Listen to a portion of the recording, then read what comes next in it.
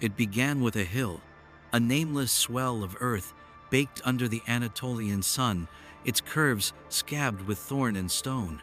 For centuries, it lay like a sleeping beast, its spine rising faint above the plains, unnoticed, unloved, a wrinkle in the skin of time.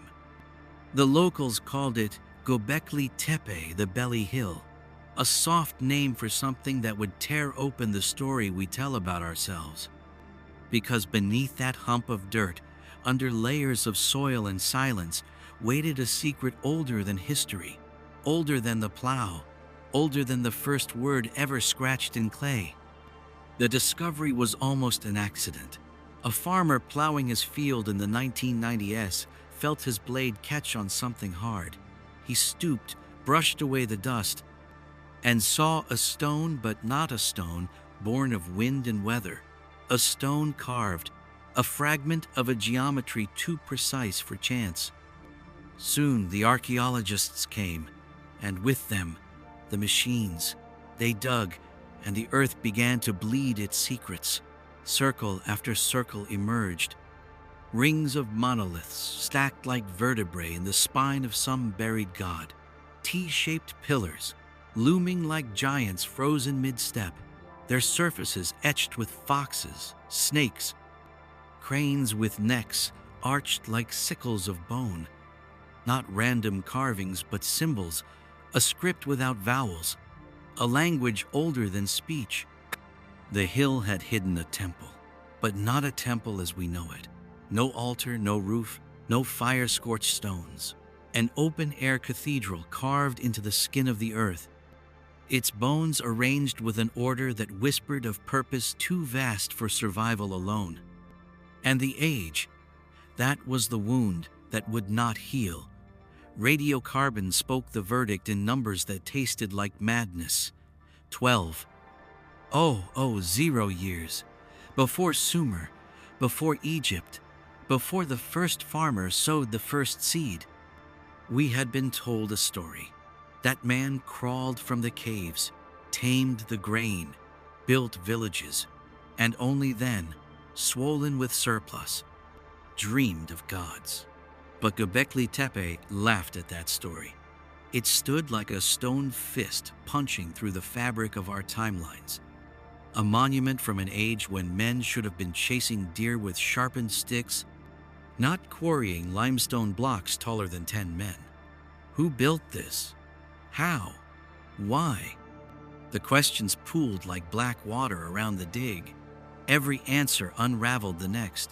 There were no houses, no hearths, no fields rippling with barley. Only these rings of pillars gnawed by millennia of wind, a sanctuary in the wilderness, built by hands that left no trace except the weight of their impossible ambition. And then, the strangest fact of all, it was buried. Not by flood, not by time alone, deliberately, as if those who raised it later feared it, and shoveled the earth back over its bones like mourners hiding a corpse. Why? To protect it? To seal it away? To keep it from eyes not ready for its meaning? We dig, but the hill still keeps its secrets. For every monolith pulled into light, 100 questions breed in the dark. This was not a temple of a tribe. It was a book written in stone, its pages turned inward, its script encrypted in beasts and angles. We call it the first temple, but perhaps it was not first. Perhaps it was the last relic of a lineage older than dream, a flare from a vanished epoch when man walked with something more or less than human. Gobekli Tepe was not waiting to be discovered. It was waiting to be remembered. And now, as the dust is brushed from its ribs and the world blinks at its impossible age, one whisper coils through the silence like a serpent of smoke. It was never built. It was revealed. History is a story we tell ourselves. A neat line drawn across the void, connecting dots of bone and fire, brick and blood. It comforts us, this line, this illusion of order. First the caves, then the fields, then the cities. Stone Age, Bronze Age, Iron Age, a ladder climbing toward the steel sky of modernity. And on this ladder, every rung is measured, every date stamped with certainty. But Gobekli Tepe shattered the ladder. It laughed in the face of our timelines, its voice a low rumble rising from the gut of the earth. You were wrong. You were children writing your own birth in sand. 12,000 years. Let that number settle in your marrow. Before pyramids, before Stonehenge, before the first village rose from the mud. When the ice still clenched the bones of the world, when saber-toothed shadows still prowled the edges of the dark, when man was by every law of the textbooks, a wanderer gnawing roots beneath a sky veined with winter, stars. And yet, there it stands, a sanctuary of stone shaped by hands that understood weight and balance, geometry and grace. Not huts, but circles. Not spears, but symbols. A cathedral blooming in an age when even the idea of agriculture was a dream unborn. Do you feel the fracture? The neat tail crumbles. The arrow of progress snaps. Because if men of that age could raise Gobekli Tepe, then what else could they do? What else have we buried under the husk of millennia, lulled by the narcotic of certainty? The academics scramble. They rewrite. They revise. They twist the thread of logic into knots to bind this anomaly within the cage of their charts. They say, perhaps they were hunter-gatherers with ritual impulses. Perhaps the temple came first and farming followed. But beneath their words, you can hear the tremor of awe, because this site is not an outlier. It is a wound in the fabric of everything we believed, a wound that bleeds questions like black honey. Who dreamed these circles? Who carved these pillars? Who etched foxes and vultures into their flanks with a skill that seems less learned than inherited from a memory not of this world? 12,000 years, and yet the stones speak with a voice fresh as thunder. They say, you think you know where you began. You think the dawn was yesterday, but the night before, dawn was long, and full of stars you cannot name. Older than writing, older than myth, and yet it feels deliberate, as if every pillar was a page torn from a book whose spine snapped before history began. A book written in an alphabet of beasts and angles for eyes that no longer exist. This is not the birth of civilization.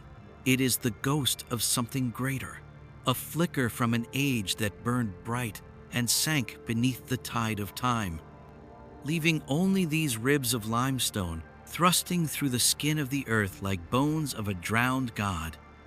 So we dig, and as the soil slides from these stones, so does the story we clung to like a raft in the dark. Because Gobekli Tepe does not belong to the tale of ascent. It whispers another tale, one that coils downward into shadows where forgotten giants tread, and upward into stars where maps of meaning blaze in constellations we have not yet learned to read. Older than history, older than memory, and yet it waits, patient as a predator, for us to admit the truth that the past is not behind us. It is beneath us, breathing through these stones, singing in a frequency so low it shakes the bones of the world. And if you listen, you will hear the hymn, you are not the first, you are not the pinnacle, you are a ripple on an ocean older than time. They rise like frozen giants, T-shaped silhouettes, their edges gnawed by 12,000 years of wind. Some stand upright, others lean as if listening, their massive forms shouldering the silence of millennia. The tallest loom over the diggers like sentinels, 3-4 meters high, not boulders rolled by chance, but monoliths quarried, carved, and set in place with an elegance that mocks the crude tools we assign to their makers. Each pillar weighs tons, and yet they were lifted, aligned, anchored in rings like vertebrae in the spine of some colossal beast coiled beneath the skin of the earth. Circles within circles, architecture as mandala, as frequency pattern, as code inscribed in stone. Look closer. The pillars are not bare. Their flanks bloom with carvings, foxes mid-stride, tails streaming like whips of fire, cranes and vultures, their wings stretched like glyphs of air. Snakes writhing in ribbons across the stone, as if the rock still remembers the hiss of scales. And hands, not claws, not paws, hands long, human, folded across the belly of the pillar in a gesture that is not prayer, but something deeper, older, a stillness that hums like a chord in a forgotten song. These are not decorations. They are not idle art scratched in the boredom of nomads. They are symbols, a syntax carved in bone-pale slabs, its grammar written in wings and teeth, in talons and tails. But what do they say? To whom do they speak? The vultures haunt the mind, birds of death, birds of the sky, intercessors between flesh and void. Do they bear souls to the dark beyond?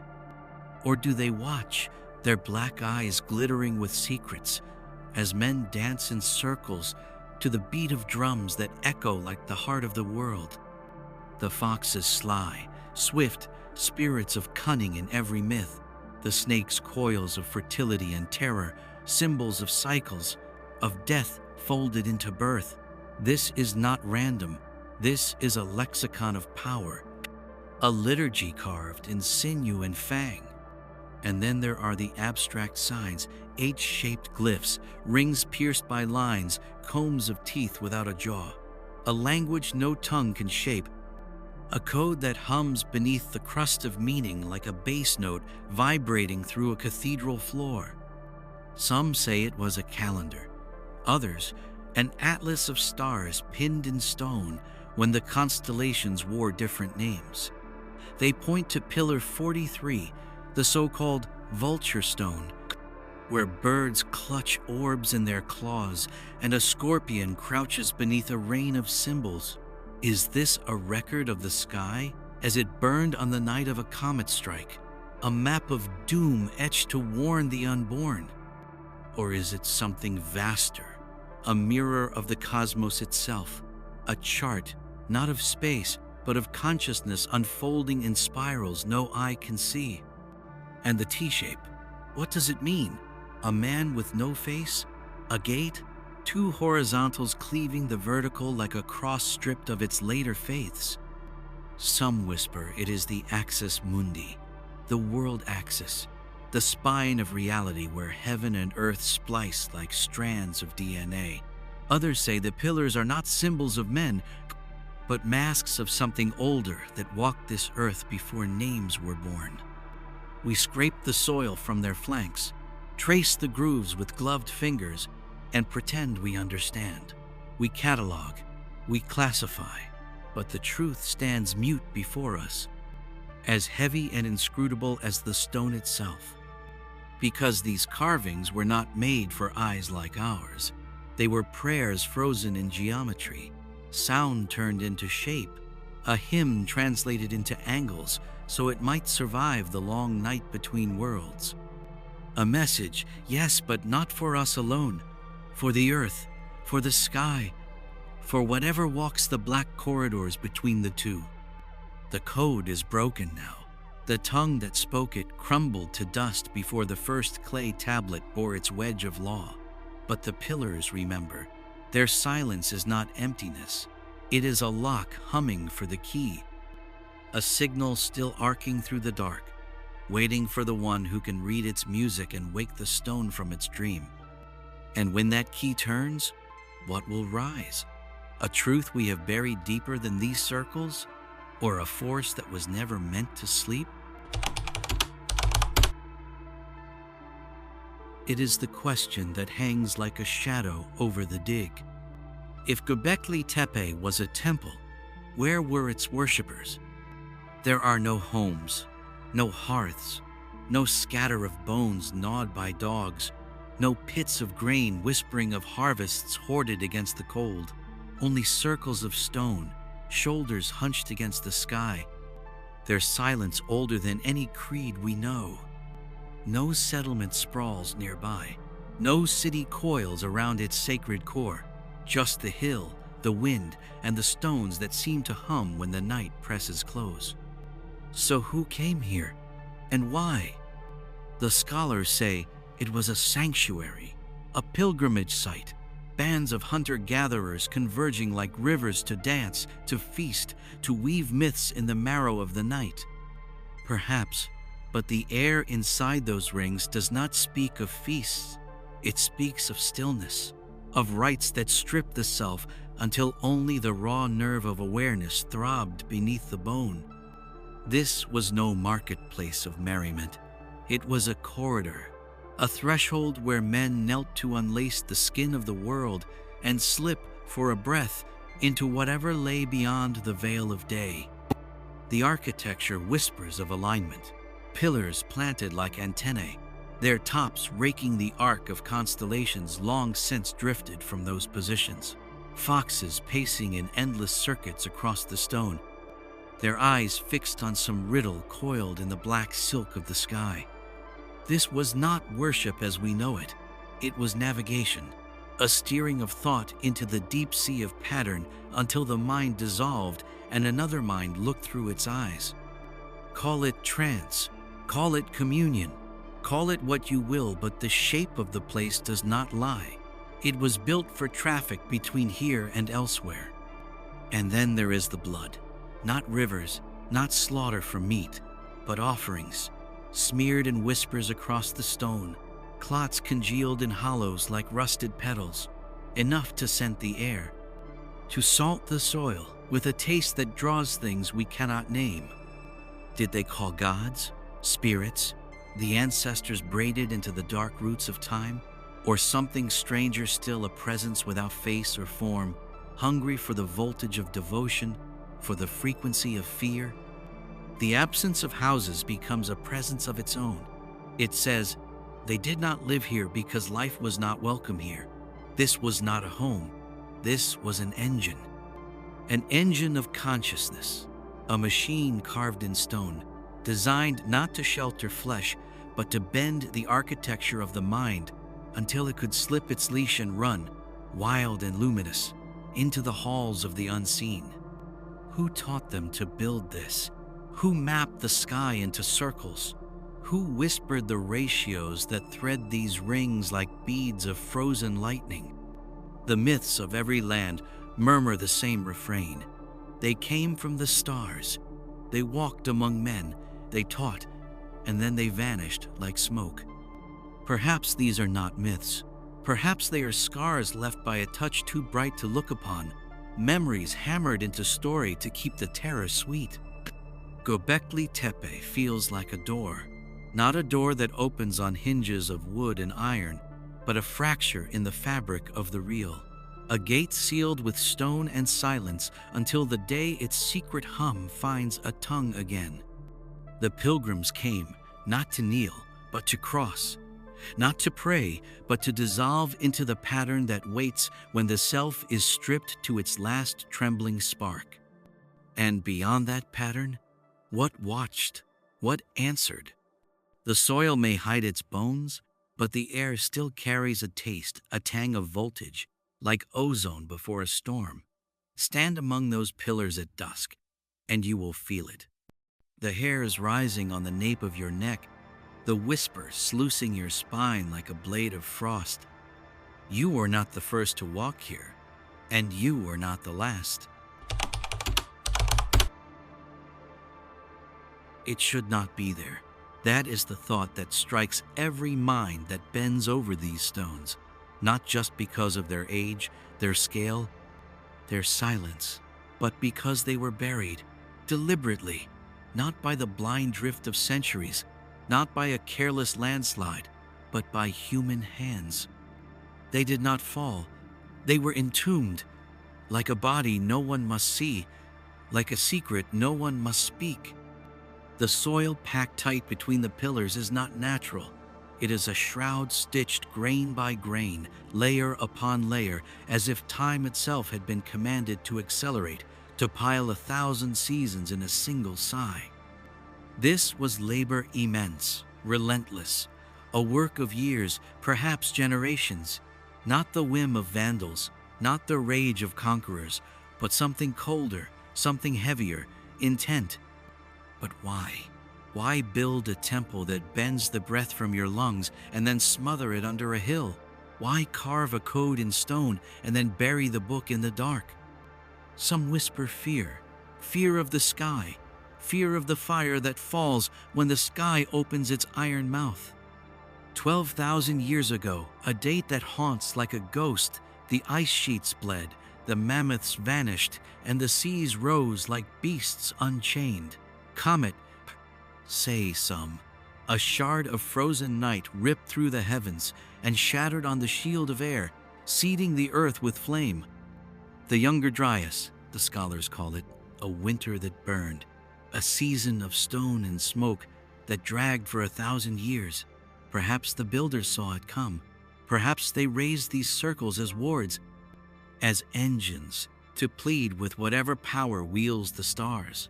And when the fire fell, when the rivers boiled and the sky wept ash, they sealed the temple as a man might seal a wound he cannot heal.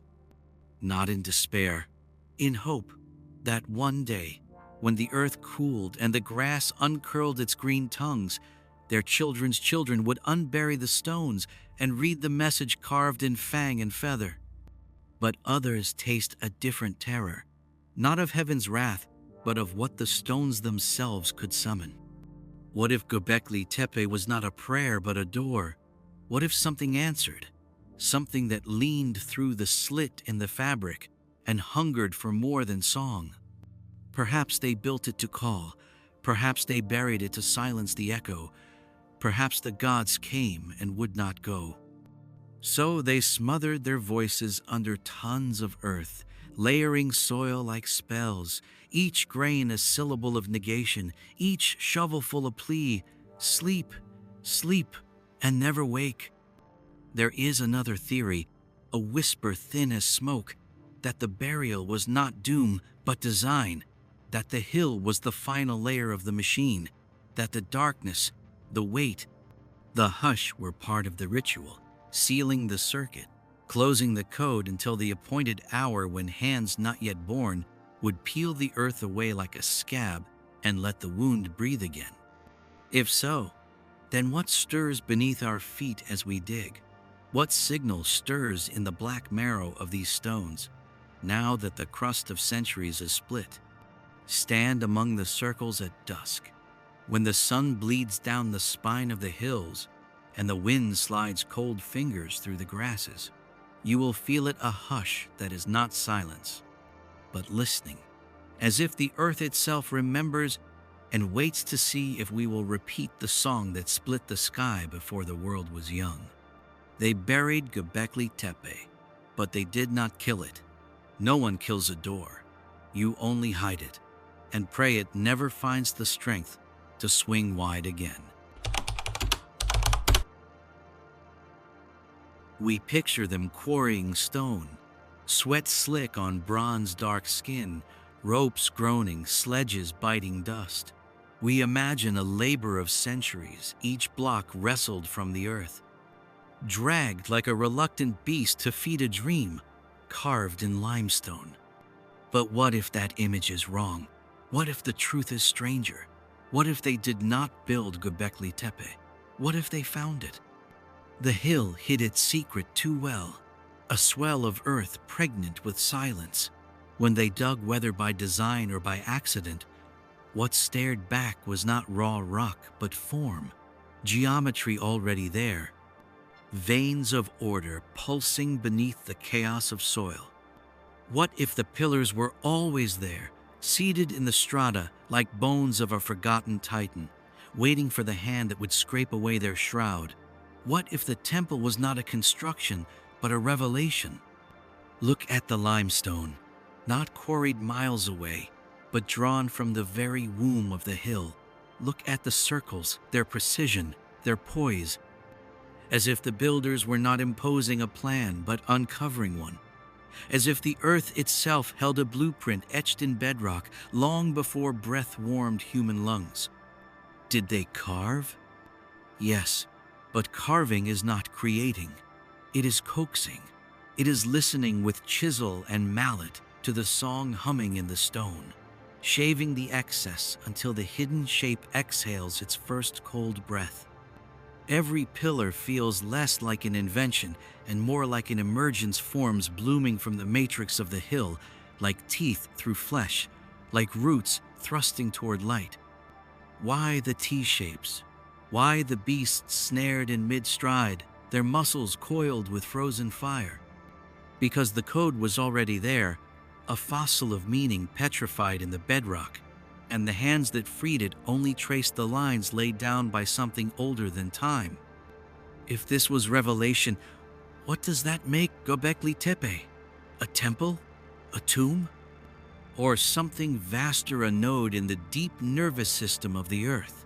A synapse where forces too immense for names flicker their cold fire through the flesh of matter. Perhaps the builders were not builders at all. Perhaps they were operators. Priests, yes, but priests of an engine they barely understood, pressing levers they could not name, opening doors they could not close. And if the hill was a door, who set it there? The myths coil close with their bright, venomous whispers. The sky ones, the watchers, the shining beings who stepped through rifts of cloud and taught men the geometry of the gods. Anunnaki, Nephilim, call them what you will. Their footprints stain every cradle of civilization like bruises we pretend are birthmarks. Did they leave this? Did they seed these stones as keys to lock or unlock the spine of the world? Here is a darker thought. What if the earth itself dreamed it? What if the hill is not a hill, but a scar, a memory of the planet, a pattern extruded from its molten mind when the crust was young and pliant as wax? If so, then Gobekli Tepe is not architecture. It is geology braided with intent, the ground rising in frozen waves of will, as if the planet were writing in a tongue of limestone, spelling a sentence we have not yet learned to read. It wasn't built. The stones seem to murmur when the dusk presses cold lips to their flanks. It was revealed. And if that is true, then what else sleeps beneath our feet? What other syllables of this alphabet of stone lie buried under the wrinkled skin of continents, waiting for the spade, the plow, the dynamite blast, or the quake to strip their veils? We thought Gobekli Tepe was the dawn of man, but perhaps it is not dawn at all. Perhaps it is an echo, a residue, a signal pulsing from an age so distant it might as well be another universe, an age when the map of the real was drawn in lines that slither and coil through corridors no mind can hold. And now, as the hill bleeds its secret into the sun, we must ask, was this meant for us? Or have we opened a door that was sealed for a reason? They came. Every myth says so, though the names shift like smoke across the maps of time. The shining ones, the watchers, the teachers who stepped from the sea or fell from the sky on ladders of fire. They came with gifts, the plow, the loom, the star map, and then they vanished, leaving ruins and riddles in their wake. Gobekli Tepe hums with their echo. The stones stand like teeth of a key, cut to fit a lock we cannot see. But whose hand drew the pattern? What mind braided this geometry through the hill? The hunters of Anatolia? Nomads with nothing but flint and hunger? Number, even the most stubborn scholar feels the tremor of doubt in his bones. Something is off. Something is too vast. The blueprint. Every circle of pillars sings at a symmetry that is not guesswork, but knowledge. Ratios spiraled into ratios. alignments braided with stars, now long unseated from their thrones. The fox and vulture glyphs, not idle carvings, but markers in a code that hums with cosmic arithmetic. How does a tribe with no script, no wheel, no fields, speak the language of the heavens with such ruthless fluency? Some say they did not. Some say they traced lines they were shown, because the blueprint was not theirs. It came from elsewhere. The Sumerians spoke of Anunnaki, those who came from above. The Greeks whispered of Titan blood veined through the roots of man. The Dogon charted Sirius with a precision that should have been impossible without lenses of class. The Hopi told of Kachinas, sky beings masked in the thunder of storms. Myth? Perhaps. But myth repeats like a drumbeat across continents that never met, islands that never kissed the same tide. Always the same refrain. They came. They taught. They left. Gobekli Tepe is not a hymn to man's first dream. It is a scar left by that contact, a temple, yes, but also a monument, a tether, a signal tower humming in the black frequencies that pulse between the stars. Look at the pillars again. They are not faces. They are not gods with eyes of pity or wrath. They are shapes, abstract, clean, machine-like in their austerity, not idols but interfaces, slabs of limestone tuned to resonate with forces the builders could feel but not name. Did they kneel before them? Or did they stand, arms wide, as vibrations coiled through marrow, as the self blurred, and the voice of the sky bled through the skull like wine through cloth? What did they see when the song split them open? What gaze peered through their gaze? What hunger stirred beyond that threshold?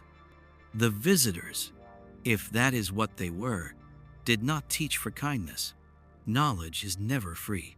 They carved their ratios into the hill, lit its pillars like antennae, and left, or seemed to leave. But what if they did not go?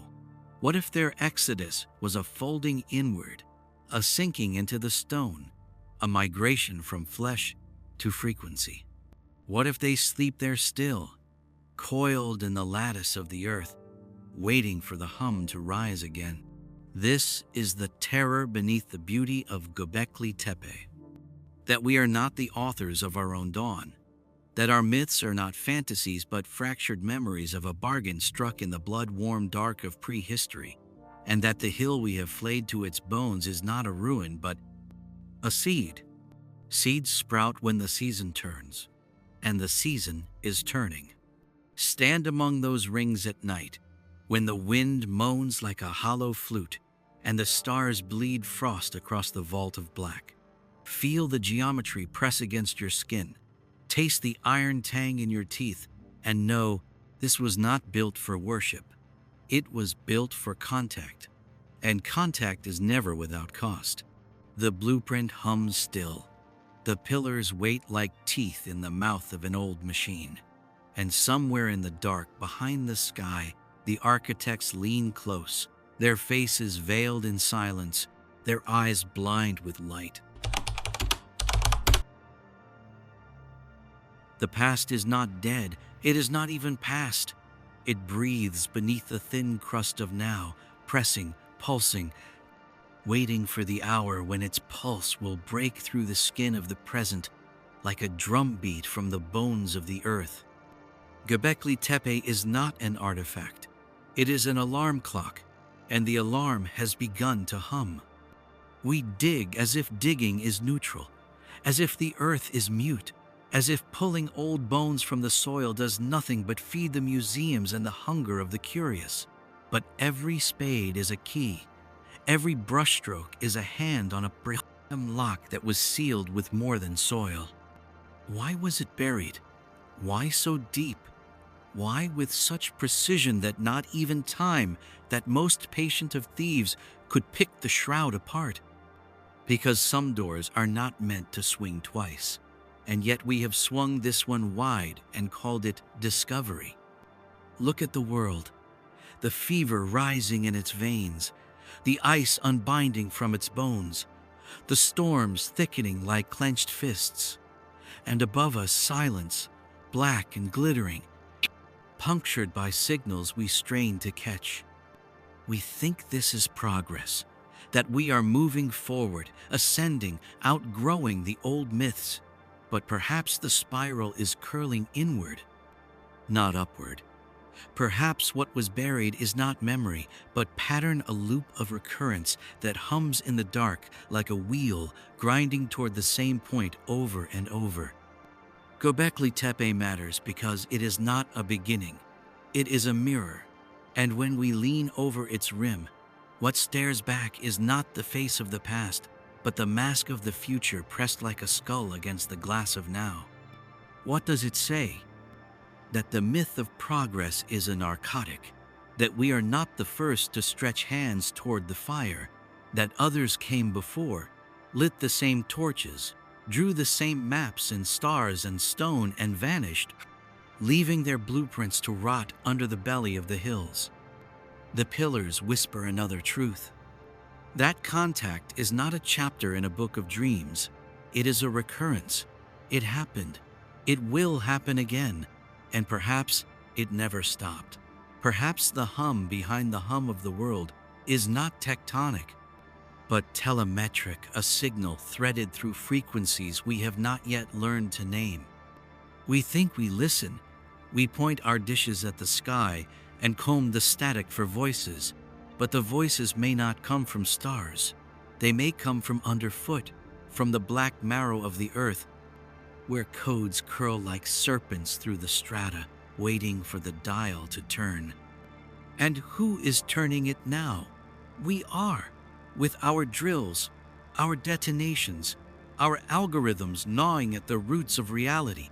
Every click, every collision is a key in the lock, and the lock is old, older than bone, older than breath. Perhaps Gobekli Tepe was not a temple at all, but a warning, a stone tongue frozen mid-scream. Do not wake what sleeps, do not call what answers. And yet we have called, with accelerators splitting atoms into shards of light, with signals speared into the black gulf of space, with prayers of data streaming like incense from the altars of our machines. What if the architects are listening still? What if they never left because they were never elsewhere? What if they are here, folded into the blind angles of the real, watching through the eyes of storms, waiting for the chord to sound again? Why does Gobekli Tepe matter now? Because it proves the line of history is not a line, it is a circle, and circles close. Because it whispers that we are not alone and never were. Because it hisses that power is never given, only loaned, and the lender always comes to collect. Because it hums with a question that could tear the fabric of our future like paper. What if the last age ended not by accident, but by design? And the design is still running. The sequence is still spinning. The hill is awake, and its song is not a relic, it is a summons.